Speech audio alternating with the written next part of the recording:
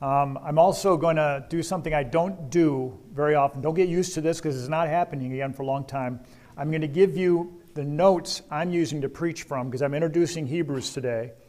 And I want just one per couple, if that's okay, and then individuals, of course, but I only made 45 copies, and so if you want one later on, you can see me afterward and I'll make more copies.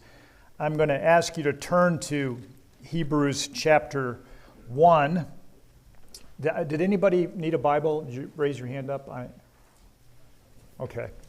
Hebrews chapter 1, and I'll read the first three verses, or four verses, of Hebrews chapter 1, and then I'll read the first three verses of chapter 12. Okay? So this is going to be an introduction to the book of Hebrews. So the author writes, "In the past, God spoke to our forefathers through the prophets at many times and in various ways, but in these last days he has spoken to us by his Son, whom he appointed heir of all things, and through whom he made the universe. The Son is the radiance of God's glory and the exact representation of his being, sustaining all things by his powerful word. After he had provided purification for sins, he sat down at the right hand of the Majesty in heaven, and so he became as much superior to the angels as the name he has inherited is superior to theirs." Chapter 12. "Therefore, since we are surrounded by such a great cloud of witnesses, let us throw off everything that hinders and the sin that so easily entangles, and let us run with perseverance the race marked out for us. Let us fix our eyes on Jesus, the author and perfecter of our faith, who for the joy set before him endured the cross, scorning its shame, and sat down at the right hand of the throne of God. Consider him who endured such opposition from sinful men, so that you will not grow weary and lose heart." Okay, let's pray. Father, as we come before you, you know the task before us, and you know that clarity cannot come apart from the work of your Spirit. So we pray that you would not only help to communicate these truths as they are presented in the book of Hebrews, but also, Lord, by your Spirit, that you would take these truths and penetrate our hearts. And we ask this in Jesus' name. Amen. Okay, so the reason I'm choosing the book of Hebrews to preach through, now I've been here 36 years, and in 36 years I've already preached through Hebrews. It's one of my favorite of all the books in the Bible. And I was asking myself, okay, I'm an old man now. I came here as a young man. I don't know how much more time I have before I retire from ministry. You know, health or brain function or whatever might force me out earlier than I desire. But if I have a bucket list in life, it's a bucket list of preaching through things that I want to preach through before I finish this ministry. And I want to hand off this church, if it's God's will, as I mentioned last week, for Daniel and Aaron to succeed us. I want to hand off this church that's grounded deeply in the truths of God. So I ask myself, what do you want to do? How do you want to finish your ministry, Mike? And the answer was really quick. I just want to exalt Christ before them. I want them to be convinced that he is who he declared himself to be, and that he is to them their life and their hope and their joy. So when I first thought about exalting Christ in the close of my ministry, and I'm hoping it'll be quite a while, so I'm not announcing my retirement, I thought of the book of Hebrews. I mean, I thought of Colossians also, but the book of Hebrews came big to my mind. But it's a very complicated book. So I thought, how am I going to do this without overwhelming you? I want to first start with an introduction that will overview the book and put it together for you so that when you read it, you don't get lost. Because it's not a bunch of disconnected parts and pieces like some people might think it is when they read it. It's very connected. So when you're starting to introduce a book, you start out by asking the question, who authored it? Well, he doesn't introduce himself here, and he doesn't introduce his recipients of his letter. He doesn't identify himself, nor does he identify those recipients or the context in which he's sending this letter. So for almost 2,000 years, the authorship of Hebrews has been debated throughout church history. among some of the big scholars in any generation. And it continues to be debated today. And because that's true, I can safely say that I don't think there's a single person that could have authored it that hasn't been discussed and presented as a potential author and pushed back against, whatever how you say that, has been resisted by those who don't agree with that particular person as an author, whether it be Paul or Apollos or Luke or Clement or et cetera, et cetera, et cetera. People push back against that. So I don't think that there's a single one who hasn't been, that's a possible author who hasn't been mentioned in the debate and debated thoroughly. So one thing I know we can know, I'm pretty sure we can know for sure, is that among all of those possible authors that have been posited, the real author of Hebrews exists in that group, somewhere. But I'm equally sure that there will never be a consensus on who that is. So for our purposes, we're just going to say, I don't know. That was a long way of saying I don't know who the author of Hebrews is. And at this point, it isn't important. But we do know certain things about the author of Hebrews. We know, first of all, the author knew his readers well enough to know the details of their circumstances. At the end of this book, he asked them to pray for him. And he asked them in personal terms to pray for him in chapter 13, 18 through 19. And he had specific knowledge of their conversion. It seems like that's what chapter 2 is saying when he says, we know that the gospel was announced to us, inclusive, by those who first heard it. And we placed our faith in that, confirmed by signs and wonders and miracles, etc. But he also knows the details of their struggles with persecution before they received the. We see that in places like chapter 10 in verses 32 through 35, where he talks about, there was a time when you guys were happy to join with those who were being persecuted. You actually gladly forfeited your property and suffered for the sake of the name of Christ because you knew that you had something better. He knew that about them. But he also knew that they had issues of lack of maturity and that they were thinking about turning back away from Christ because of persecution. In chapter 5, verses 11 through 14, he's talking about Melchizedek, and he says, I have a lot more to say about this, but you guys aren't mature enough. You should be eating meat, but you're requiring milk. So he knew a lot about them that seemed to indicate that he knew them personally. So there's a relationship already existing between this author, whose name we do not know, and this group of people located where and how we identify him, we still don't know that either. Okay, but the author did show great pastoral concern for these folks to whom he wrote.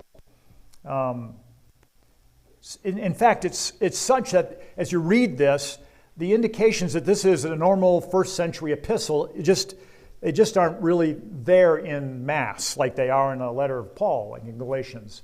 It's obviously an epistle. It's introduced in a particular way, and it's closed out in a particular way, so you know it's a letter. Many think this fits more along the lines of a sermon in letter form. And so this author had pastoral concerns for this group of people, and so he wrote them a sermon, probably to be listened to as it was being read. And he closes that sermon by referring to it in verse 22 as an exhortation. And it's almost with a little bit of softening the blow a little bit. He says in verse 22 of chapter 13, brothers, I urge you to bear with my word of encouragement. Bear with it. Hear it.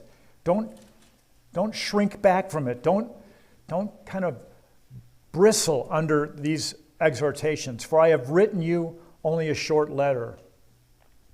And just a note, if this is only a short letter, and so when I say I'm preaching you a brief sermon and it lasts 45 minutes, don't get upset about that because I'm just following a biblical pattern, okay? So the identity of the recipients, as I mentioned, is sort of something we don't really know, but but we can find a little bit of information about them when we search out the occasion for the writing of the letter. So the circumstances of Hebrews, which are revealed inside the book. When I say in the text, I'm talking about internal evidence for the circumstances which prompted the author to write this book.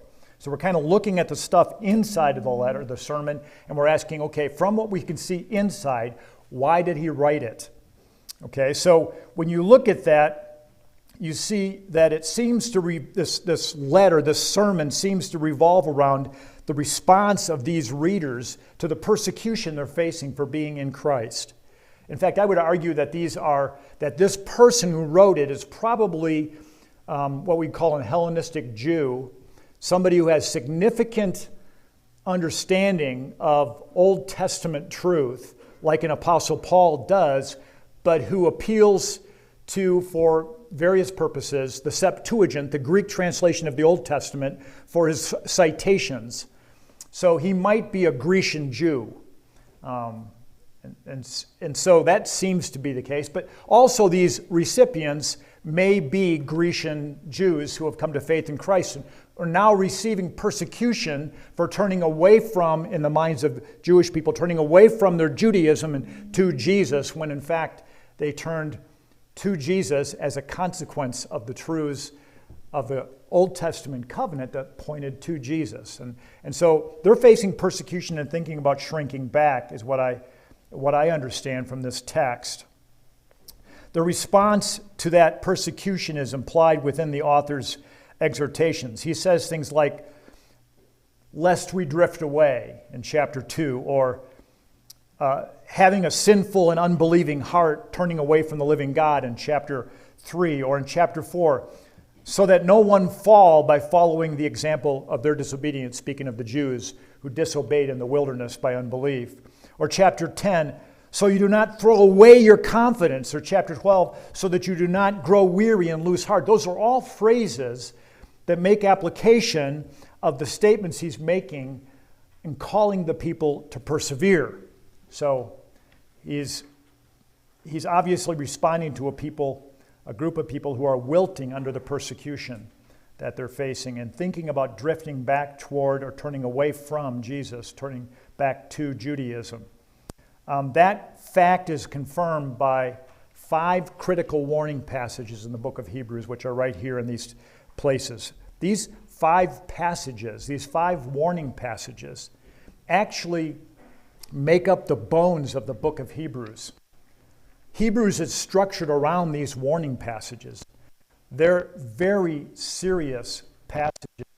And it's important to see that these passages are key to the structure and to the flow of the entire book. So the reason I'm giving you these notes is, and don't chafe under this, is I'm expecting you in this next week or two to read fully through the book of Hebrews, hopefully in one sitting, at most in 2 sittings, with these notes before you so you can follow the progress of the argument of the author of Hebrews and how these warning passages kind of are the bones of the book.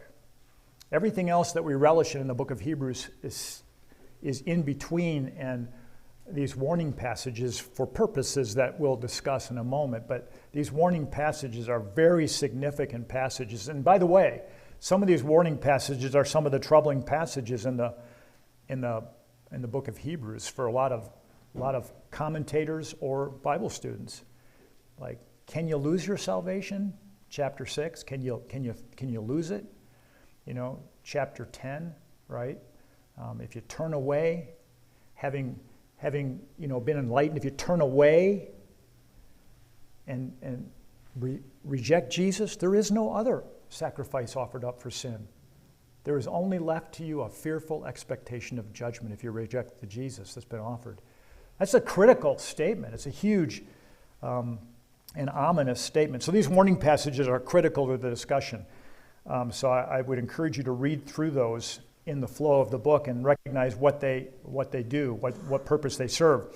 In addition, within the warning passages, which you would expect, within these warning passages, the author presents, and this is what's really interesting in light of these warning passages, the author says to you that here's the evidence that you are true in Jesus, is that you persevere, That's the evidence.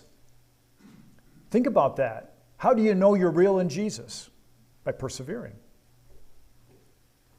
Now, there'll be times I've been in my office and I've been with somebody and shared the gospel with them. On multiple occasions, I've shared the gospel with them, and people have prayed with me to receive Christ, and I go home all excited. I said, Carolyn, so-and-so prayed with me to receive Christ today. And she goes, oh, that's great. And then she says, do you think it was real? And I'll say to her, well, honey, you know, only time will tell. Perseverance is the evidence of it.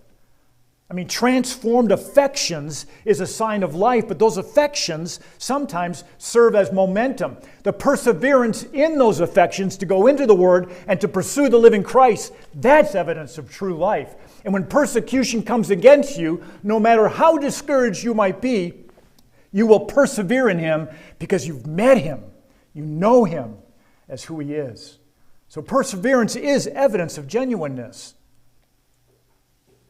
And it's exciting to see some of you who have come to faith here persevering. Going on. Not just coming to church, but going on. Flourishing. Seeking Him. Reading the Word. I had the privilege of saying, I think I mentioned this before, I had the privilege of telling somebody that I was talking to recently, I really truly believe that a full 50% of the people in this church, if not more, in this little church, read the Bible every day.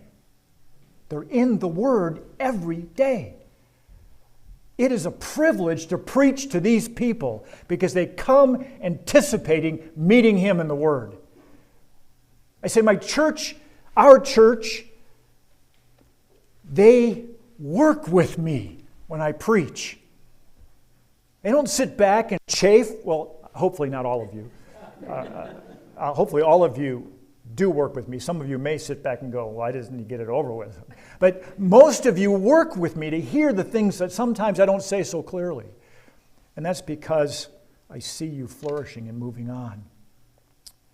So within these warning passages, and you'll see them there, are these wonderful statements about perseverance. Great statements about perseverance. Some of the really sweet single statements or two-verse statements are made in those perseverance statements. Bruce Corley, who wrote an article in Southwestern Journal of Theology, I think it was 2002. I'm just trying to give him credit. There are a lot of people I've cited here or appealed to here that I have taken all the credit out of the notes so that you won't have all these footnotes. But I want to give Bruce Corley credit. He said, twin blights, speaking of perseverance, he said, twin blights that set in on the people of God, complacency and despondency. That's what persecution has done. And by the way, complacency can come in the context of wealth and ease. It's very easily a part of our lives when things are easy for us. But in this case, complacency and then despondency in the face of persecution and struggle. He said he's quoting Hebrews now. He says they needed to, quote, train their senses, quote, make every effort, quote, strengthen weak places, quote, run with endurance, and, quote, lest they tire and give up. They had faced troubled times with property confiscated, leaders taken from them, and continuing hostility from adversities, and things were slipping and some were drifting. So he called them in these warning passages to persevere. Here's the beauty of Hebrews, and this is the part where Jesus becomes so central. In His majesty, becomes so central to the argument of the author of Hebrews. He's not just saying, pull yourself up by your bootstraps. Come on, guys, tough it out. After all, we're Christian Marines, right? That's not what he's saying. There was a football coach over at Portola, when a kid gets banged on the field and he's out there looking at him, the kid gets up and the kid's kind of limping. He said, just rub some dirt on it and get over it, you know. That's not what he's saying here. He's not saying that. He's not just saying, a lot of people before you have died, a lot of people in the world right now that walk with Jesus have harder situations than you do. Get over yourself. He's not saying that. That's just self-effort, right? He's saying, I want to give you a vision of Jesus. I want to lift Jesus up before you in such a way that apostasy is not an option. I want you to see Jesus. So the strength of this text of the book of Hebrews is that he goes to these warning passages and he buoys the believer with a renewed vision of Jesus. So as I say here, the strength of these warnings and the calls to perseverance is found in the teaching or the theological portions of the sermon. In those teaching sections, the author unfolds a majestic Christology, accomplishing the most incredible task of lifting, this is so true about this text, of lifting our hearts and our minds into the heights of heaven, into the very presence of God, and tethering them to the exalted Jesus. That's what the author of Hebrews does, and that's why I'm so excited about just hovering over these texts with you. Even while you and I, this happens even while you and I are in the midst of very concrete struggles. From beginning to end, this sermon, Hebrews, calls its hearers to this majestic Jesus as their salvation, as their hope, as their strength. And this exalted and renewed vision of Jesus is built around and informs these warnings of grave consequences from turning away from Jesus, and informs these urgent pleas to persevere. He's not saying just buck it up. He's saying, I know it's hard, but whatever you give up, you've got Jesus. Don't turn away from him and go back to the counterfeit or to the shadow or to the promise that is empty without him. Stay the course by looking to Jesus. And this becomes clear in some of the repeated kind of exhortations of the book. In chapter 2, he starts out right away, we see Jesus. Or chapter 3, consider Jesus. Or chapter 12, fix your eyes on Jesus. Or chapter 13, let us go out to Jesus. So the author begins his sermon with an exalted view of Jesus in chapter 1, verses 1 through 3, which I've just read to you. And the theology, the Christology taught in the entire sermon, in the entire 13 chapters of Hebrews, is condensed in these first 3 verses. That's critical to understand. The author will develop a sophisticated and majestic Christology, which is the study of Jesus or presentation of Jesus, from the truths declared in these short verses, but not purely for intellectual reasons, which is critical. He develops a Christology as the basis for understanding our salvation and as the foundation for our life and for our hope in this world. So I'd like to show you how the author builds his warnings and exhortations from these first 3 verses, as well as his notes of encouragement on the foundation of Christ. First of all, in this section, he opens up the sermon by reaching back, if you will, to eternity past, and present the divine Son of God as both the agent in creation and the one who sustains creation by his powerful word. And he presents him to be the heir of all things. So here it is in verse 2. But in these last days he has spoken to us by his Son, whom he appointed heir of all things, and through whom he made the universe. Right? That reminds you of, doesn't it, of, it reminds me of John chapter 1. In the beginning was the Word, and the Word was with God, and the Word was God. The Word was in the beginning with God.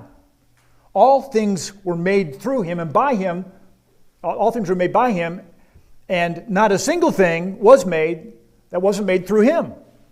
He's the creator of all things. So the author of Hebrews goes back to eternity past and says, the one I want to lift up before you is the agent in creation. He's the one by whom the Father created all things. But more than that, he's the one for whom all things are created. He's the heir of all things based on what he did at the cross. So he reaches back into eternity and presents him as the creator of all things and the heir of all things. That's Colossians 1:15 through 20, right? I won't quote that for you, but it says that he created all things, or by him all things were created, and by him all things are sustained. He's the sustainer of all things. But number 2, he reaches forward into eternity future and presents Jesus, the exalted and glorified Jesus, as our hope when he declares that having made a cleansing of sin, he sat down at the right hand of the Majesty on high. That's looking forward to the exalted Jesus, right? That's how we're tethered to him in eternity.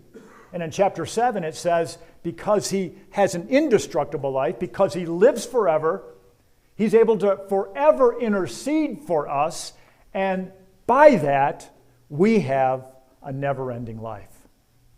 We're forever kept in him. So he moves forward to this ongoing, continuing exaltation of Christ, reaching into eternity forward. However, in the context of all that, the real strength of this vision of Jesus provided by the book of Hebrews for its recipients is found in his incarnation. It is as God become man that Jesus entered into solidarity with humanity, and we'll see that in this text. It was as the God-man that he suffered and died for humanity, and it was through that death and resurrection that he was crowned with glory and honor, that he's seated at the right hand of the Father as the still incarnate one. There is a man sitting in glory, the God-man, who is holding our place, right? I am seated with him. My life is hidden with him in God. And he will lead us, chapter 2 says, into that glory with him. And finally, at the beginning of this, which I didn't mention earlier on, the author foreshadows the way he's going to unpack this majestic vision of Christ condensed in these verses when he says, in the past, God spoke to our forefathers through the prophets at various times and in various ways, but in these last days, he has spoken to us by his Son. So in that text, there are three important things that he's communicating. Number one, God is communicating. God is telling us that he is a communicating or a self-communicating God. He speaks to us. But number two, there is a continuity between the declarations he's made about himself in the past through the prophets to the nation of Israel and through the law to the nation of Israel, and the declaration, the ultimate declaration he makes to us now through Jesus. There's a continuity between then and now. There's not a New Testament, Old Testament break. There's not a this kind of God in the Old Testament and this kind of God in the New Testament. There's a one single story with continuity, and Jesus is the fulfillment of that story. And that's the third thing. All those promises that are given us by implication and by declaration in the Old Covenant are fulfilled in Jesus. All that imagery is the shadow of which Jesus is the reality. And if you leave Jesus, you're turning away from the reality and re-embracing the shadow. And you know how foolish that is, right? You know, if I'm sitting down in the backyard and Carolyn walks up behind me and I see the shadow cast on the ground, I'm prompted to look for the reality, aren't I? And I look to Carol and I go, honey, it's so good to see you. And then I turn away from her, hug the shadow. People would think he's lost his mind. Rightly, correct? Jesus is the reality foreshadowed in the text of the Old Testament. The author unveils his majestic vision of Jesus by setting Jesus next to the elements of the Old Covenant or the First Covenant and showing how he is the fulfillment of the promises inherent in that covenant. So there are three things to watch for as you read through the book of Hebrews, and I'm putting these here. So as you read through the book of Hebrews, there are three kind of themes that I want you to kind of look for. The first one is the promises of God that are made. It's 18 times in noun and verb form that promise shows up in the book of Hebrews, most of them referring to the promises of God, right? And they are given strength by the declaration that God is faithful. I mean, it is profound in there. In my newsletter article, I said the promises of God, they scaffold the biblical record. From beginning to end, the promises of God scaffold the biblical record. The biblical record doesn't exist if the promises of God aren't declared, explicitly declared, or implicit in the things that he's offered us. Those promises undergird the Bible. But more than that, those promises undergird all of reality. And you can read the newsletter article if you want to see that. But the promises of God is big, right? And his faithfulness to those promises He is faithful. It's declared two key points, 10:23 and 11:11. And in chapter 6, verses 13 through 20, the promise is declared to be trustworthy because the one who made the promise, who is faithful, cannot lie. It's impossible for him to deny himself. Right? Second, the declaration at key points in the argument that Jesus sat down at the right hand of God. There are 4 places. Chapter 1, verse 3, sat down. Chapter 8, verses 1 and 2, sat down. Chapter 10, I read to you already, verses 11 through 14, sat down. And chapter 12, verses 1 through 3, sat down. What that pictures is a completed work. The priests were walking around doing their thing day in and day out, by one sacrifice. Jesus completed the work, foreshadowed by those high priests and those priests at the altar. And when he finished that work, was raised from the dead, exalted to the right hand of the Father, he sat down. The work is finished. And the priest is there to intercede for us and lives forever. You have a sure hope in Jesus and nowhere else.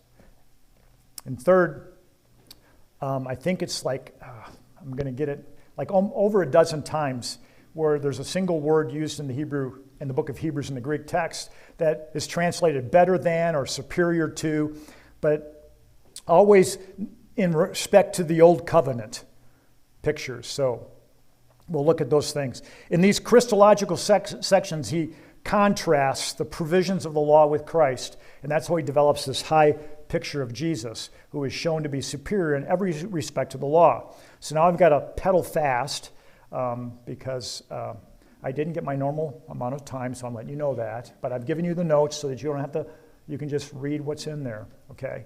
First of all, he opens up with that wonderful high Christology that he presents in chapter 1, verses 1 through 4, and then he introduces in verse 4 the superiority to the angels, and then verses 5 through 14, he explains that superiority.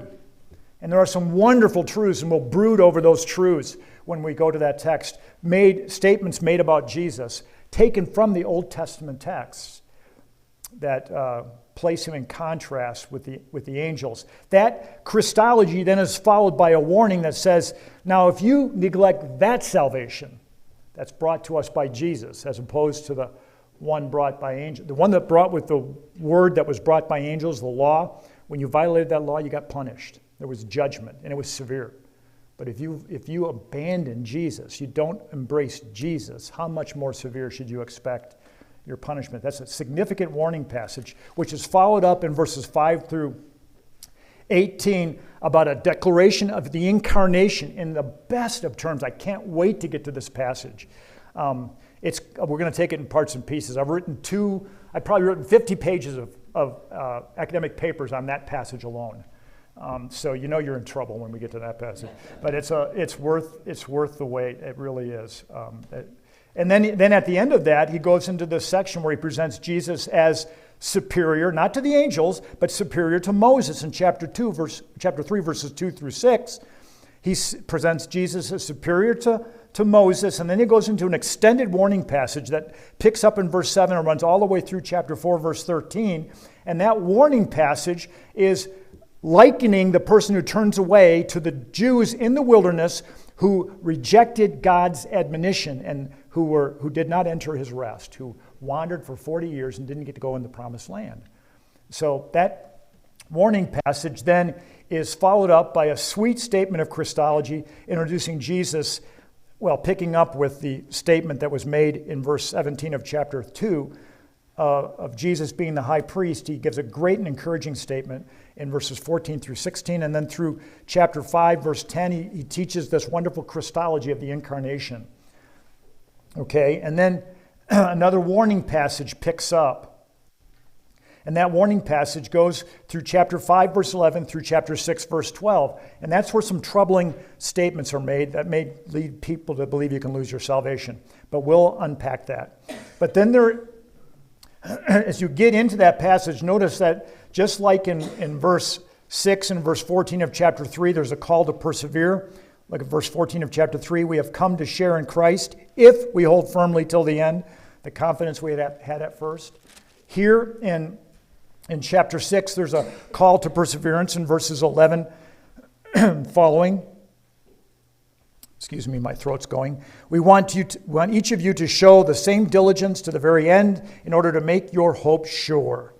We do not want you to become lazy, but to imitate those who through faith and patience inherit that which has been promised. And you'll get to that in chapter 11.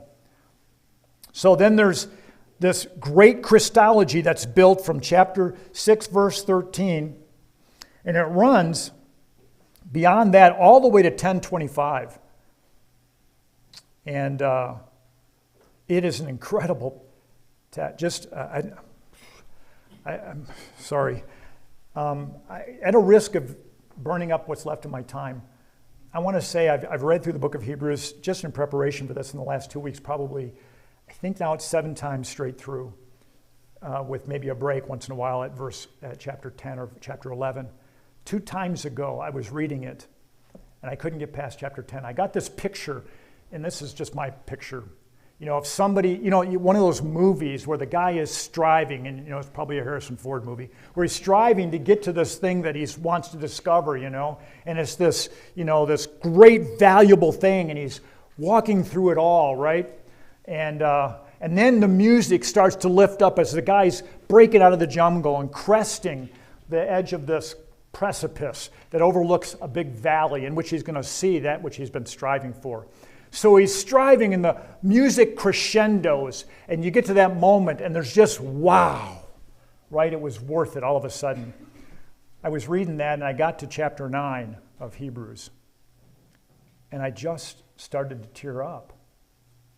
And I'd read it by that time 5 times through already, just recently. And I'm going, Lord, when we get to this text, it's like, here it is.